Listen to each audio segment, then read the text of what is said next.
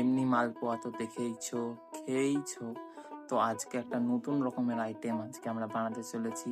সেটা হচ্ছে, তোমরা যেটা খেয়েছো কিনা জানি না, কিন্তু আমের মালপোয়া বানানো হয়। তো চলো দেখা যাক কিভাবে সেটা বানানো হয় আর কিরকম কি টেস্ট হয় সেটাও দেখতে পারবো। চলো। তো আমের মালপোয়া বানাতে যেই সব জিনিসগুলো লাগে, তো প্রথমে আম নিতে হবে, সেটা মিক্সার গ্রাইন্ডারে সেটাকে পেস্ট করে নিতে হবে। তো আমরা পেস্ট করে নিয়েছি, তারপর কি কি লাগে চলো সেটা দেখা যাক। এই যে দেখতেই পাচ্ছ, আমরা আম পেস্ট করে নিয়েছি। এবার আমের পেস্টের সাথে কি কি মিক্স করা হবে চলো দেখা যাক। তো প্রথমে চিনি দেওয়া যাচ্ছে, তোমাদের যেরকম যে মিষ্টি খায় সেরকম হিসাবে দিয়ে নেবে। কারো যদি সুগার থাকে সেই হিসাবে পরিমাণ চিনি দিয়ে নেবে। তো আমাদের বাড়িতে যেহেতু কারো সুগার নেই, তো আমরা চিনি একটু বেশি দেবো যাতে একটু মিষ্টি মিষ্টি লাগে। তো চলো নেক্সট কে যায় দেখা যাক। তারপরে দিতে হবে